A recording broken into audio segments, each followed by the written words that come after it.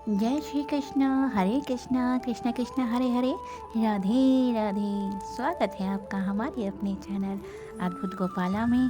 प्रारंभ करते हैं आज का गीता ज्ञान अध्याय 5, कर्म संन्यास योग। समदर्शी के रूप को कहता हूँ पहचान, ब्राह्मण गैया स्वान में देखे मेरा रूप। मूढ़ चतुर सम जानते, बेजर सम धनवान।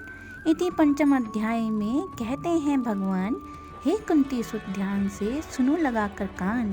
हाथी और विद्वान सम निर्मल और भूप, ऐसा समदर्शी पुरुष मोह को अति प्रिय मान।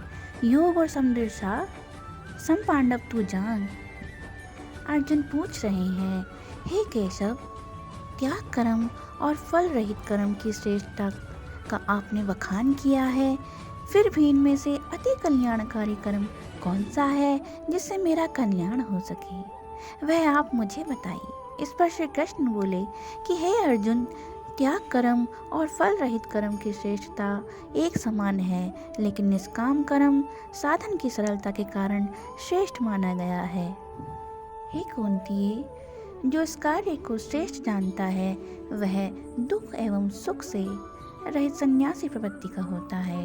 हे पार्थ, जो प्राणी सांख्य और कर्म योग में भेद करता है वह मूर्ख व अज्ञानी है। जिसे मेरा ज्ञान हो उसके लिए गोष्ठी एवं कथा वार्ता करना कोई कठिन कार्य नहीं है। हे धनुर्धर, संसार की मोह तथा सभी कर्मों को देह और मन से त्यागने का ही नाम संन्यास है। जब तक प्राणी ब्रह्मा योग से नहीं जुड़ेगा उसके लिए संन्यास पाना दुष्कर है। स्मरण योग से बंधा सन्यासी अति शीघ्र पर ब्रह्मा को प्राप्त होता है।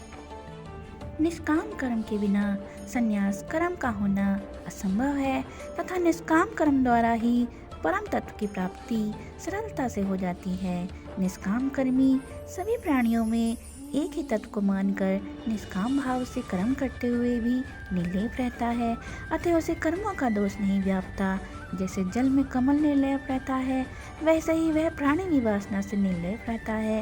हे अर्जुन, जो तत्वज्ञानी है वह इंद्रियों को वश में किए हुए है और स्वयं को कर्ता न मानकर मुझ में तथा मेरे सत्य रूप में ही लीन रहते हैं, वही प्राणी सबसे अधिक सुखी है।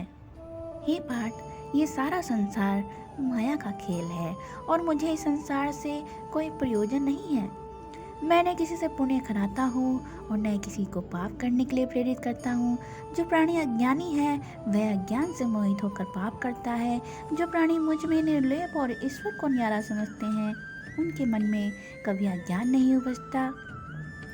जिस प्रकार सूर्य के लिए अंधकार का कोई महत्व नहीं है, उसी प्रकार ज्ञानी जन भी निर्लेप है। जो प्राणी मुझे ही परमात्मा मानकर मेरा निरंतर चिंतन करते हैं वे मोक्ष पाते हैं।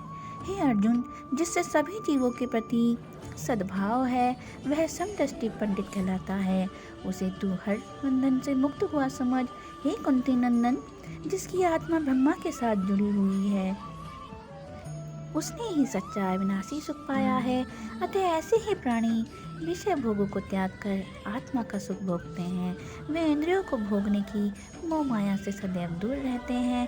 हे अर्जुन, जिस ज्ञानवान प्राणी को काम क्रोध नहीं उपजता उसका जन्म पुनः नहीं होता, अर्थात वह दोबारा पृथ्वीलोक पर जन्म नहीं लेता।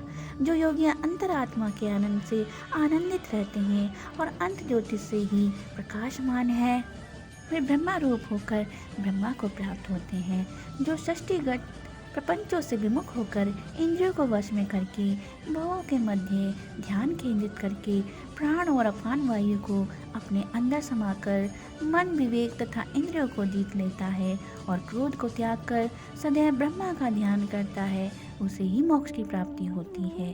हे कुंती, जो सच्चे हृदय से अपना सब कुछ मुझे अर्पण करके मेरी भक्ति में लीन रहता है वह आत्मस्वरूप का ज्ञान पाकर परम शांति पाता है। जय श्री कृष्णा, हरे कृष्णा कृष्ण कृष्ण हरे हरे, राधे राधे।